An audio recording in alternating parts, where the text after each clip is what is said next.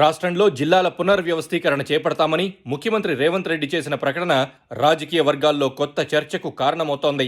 జిల్లాలను పునర్వ్యవస్థీకరిస్తామని, జిల్లాల సంఖ్య తగ్గిస్తామని ముఖ్యమంత్రి వ్యాఖ్యానించారు. రానున్న బడ్జెట్ సమావేశాల్లోనే ఇందుకు జ్యుడిషియల్ కమిషన్ ఏర్పాటు చేస్తామని తెలిపారు. జిల్లాతో పాటు మండలాల పునర్వ్యవస్థీకరణ కూడా చేపడతామన్నారు. దీంతో ఎన్ని జిల్లాలను తగ్గిస్తారు, ఏ ప్రాతిపదిక తీసుకుంటారు, రాజకీయంగా జరిగే విధానాలను ఎలా ఎదుర్కొంటారన్నది సస్పెన్స్గా మారింది.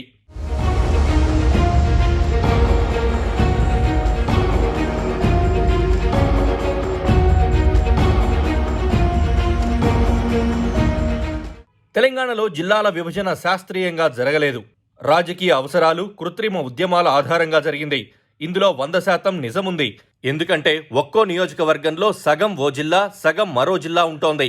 ఒక్క పార్లమెంట్ నియోజకవర్గం 4 జిల్లాల్లో కలిసి ఉన్న పరిస్థితి కూడా ఉంది.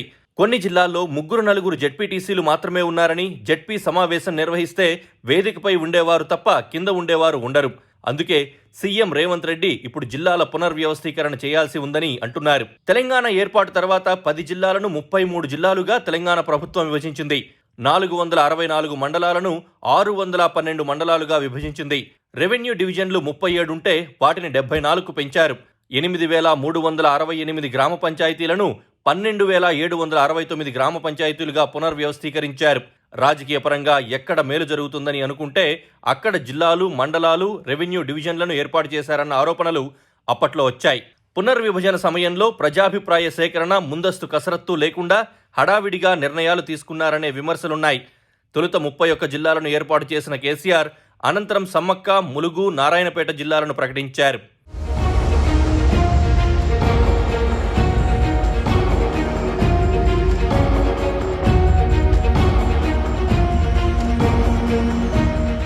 కొత్త జిల్లాలకు సమీకృత కలెక్టరేట్ భవనాలను నిర్మించారు.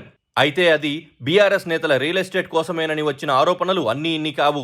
33 జిల్లాలకు తగ్గ అధికారుల, ఉద్యోగస్తుల, సిబ్బంది నియామకం మాత్రం కొత్తగా చేపట్టలేదు. జిల్లా పరిషత్తులు తమ ప్రాభవాన్ని కోల్పోయాయి. అసెంబ్లీ తరహాలో జరగాల్సిన జిల్లా పరిషత్ సర్వసభ్య సమావేశాలు, మండల పరిషత్ సర్వసభ్య సమావేశాలను తలపించాయి. ఇక మండల పరిషత్ సమావేశాలు, గ్రామ పంచాయతీ సమావేశాల పరిస్థితిని ఊహించుకోవచ్చు.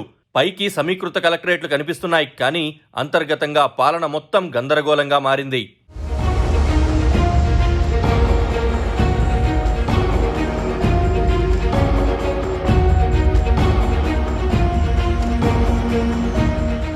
అయితే ఇప్పుడు జిల్లాలను ముట్టుకుంటే రాజకీయ ఉద్యమాలు వస్తాయి. అందుకే రేవంత్ రెడ్డి జ్యుడిషియల్ కమిషన్ ఏర్పాటు చేస్తామని అంటున్నారు. ఆ కమిషన్ సిఫార్సు మేరకు జిల్లాలను తగ్గించే అవకాశం ఉంది. 33 జిల్లాలను హేతుబద్ధంగా చేస్తే 18 జిల్లాల వరకు రావచ్చన్న అంచనా ఉంది. జిల్లాలు తగ్గుతాయని తెలుసు కాబట్టే బీఆర్ఎస్ నేతలు ముందస్తుగా ఉద్యమాలకు కార్పెట్ రెడీ చేసుకుంటున్నారు. జిల్లాలను తగ్గిస్తే ప్రజలు ఊరుకుంటారా అని కేటీఆర్ ముందే హెచ్చరించారు. ఏర్పాటైన జిల్లాలను మళ్లీ రద్దు చేస్తే అక్కడి ప్రజలు ఊరుకుంటారా అన్నదే ప్రధాన ప్రశ్నగా మారింది. కొత్త జిల్లాల ఏర్పాటు సందర్భంగా అనేక ప్రాంతాల ప్రజలు తమకు జిల్లా కావాలంటూ రోడ్లెక్కారు. కొన్ని చోట్ల నెలల తరబడి నిరసనలు కొనసాగాయి.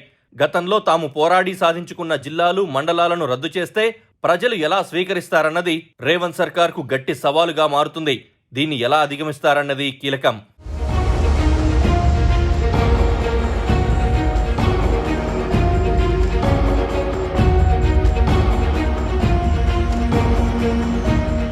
సున్నితమైన, భావోద్వేగపూరితమైన జిల్లా అంశాన్ని గందరగోళం చేసుకుంటే లేనిపోని సమస్యలను నెత్తికెక్కించుకున్నట్లే అవుతుందన్న వాదన ఉంది. కాంగ్రెస్ పార్టీలోనే ఏకాభిప్రాయం రాకపోవచ్చు. రేవంత్ రెడ్డి ఏం చేస్తారన్నది ఆ పార్టీలోనూ ఉత్కంఠగా మారింది.